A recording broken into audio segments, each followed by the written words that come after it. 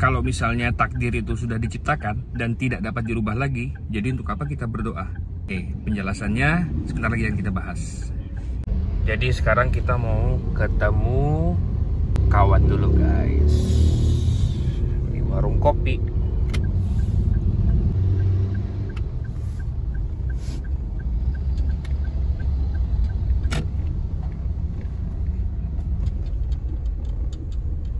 Jadi memang ada hadis yang berbunyi, ya, Nabi SAW bersabda bahwa Allah menciptakan takdir itu 50.000 tahun yang lalu sebelum langit dan bumi diciptakan. Diriwayatkan oleh Imam Muslim.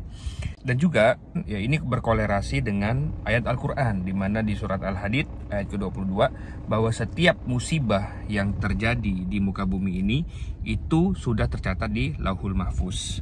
Tapi nggak hanya di situ, nggak hanya sampai di situ, karena penjelasannya ya itu harus kita jabarkan lagi. Kalau misalnya ada yang mengatakan bahwa catatan takdir kan sudah dicatat oleh Allah dan pena sudah diangkat dan sudah tidak dapat dirubah lagi. Jadi untuk apa kita berusaha? Untuk apa kita berdoa? Untuk menjawab ini, ya, sekarang kita pakai analogi deh. Analogi simple, ya. Misalnya gini, Allah sudah mentakdirkan kita, misalnya ini sekarang pagi hari nih guys. Misalnya nanti malam, ya, kita belum makan nih dari pagi, ya. Kita sudah makan dari pagi, siang kita tidak makan, sore kita tidak makan. Allah mentakdirkan malam, ya, kita kenyang.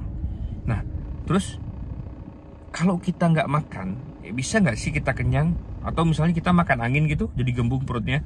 Jadi intinya adalah tetap kita harus makan supaya kenyang, ya. Kenyang tidak akan terjadi kalau kita tidak makan. Sama hukumnya, sama istilahnya dengan hukum sebab akibat. Jadi sebab akibat itu adalah teori yang sudah diciptakan oleh Allah. Di ayat Al-Quran, Allah menciptakan langit dan bumi dan alam semesta ini dalam 6 masa. Kenapa harus ada prosesnya? Kenapa harus ada sebabnya 6 masa? Padahal Allah bisa menciptakan semuanya dalam sekejap, ya. Tinggal kun fayakun, jadilah maka terjadi.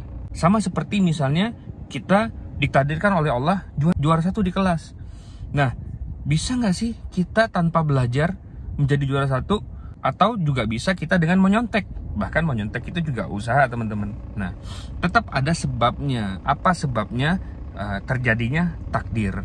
Nah, maka dari itu, ya, usaha dan doa itu adalah ikhtiar. Ikhtiar adalah bagian dari takdir tersebut. Ada juga yang mengatakan, oh, kadang-kadang saya tidak berusaha tapi dapat tuh. Misalnya tiba-tiba saya ditraktir sama teman nasi goreng misalnya. Atau kemarin malam tanpa berencana di rumah tiba-tiba diajak teman makan bakso. Atau tiba-tiba pasangan kita memberikan hadiah kepada kita. Oke, memang yang namanya takdir, ya, itu ada namanya takdir ikhtiar dan takdir tanpa ikhtiar. Maksudnya takdir tanpa ikhtiar itu adalah kita nggak ngapa-ngapain pun kita akan mendapatkan itu. Ya, contohnya seperti itu. Tapi misalnya gini, misalnya pasangan kita memberikan kita hadiah, itu bisa jadi karena doa-doa kita juga loh. Misalnya kita berdoa kepada Allah, ya Allah berikanlah kesolehan atau berikanlah sifat yang soleh kepada jati diri pasangan kami, pasangan saya.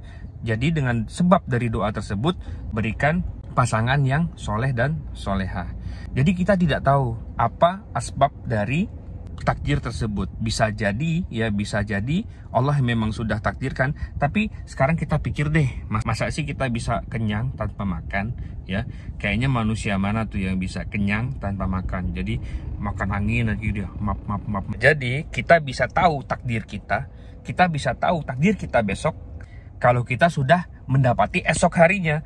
Karena kita tidak akan tahu takdir kita esok kalau kita masih berada di hari ini. Mungkin kita bisa prediksi nih, besok kita gimana ya, besok kita gimana ya, besok kita gimana ya. Tapi kita akan tahu takdir kita esok kalau sudah kita mendapati esok hari.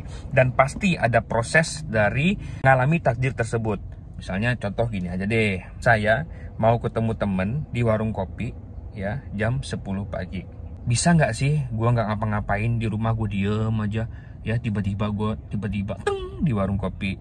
Itu kan nggak mungkin. Jadi pembahasan tadi, ya, saya dapatkan dari salah satu buku yang dikarang oleh Al-Imam Ibnu Qayyim rahimahullahu ta'ala dalam kitabnya Ad-Da' wad-Dawa.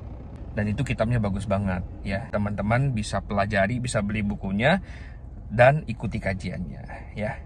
Wabillahi taufik, wassalamualaikum warahmatullahi wabarakatuh.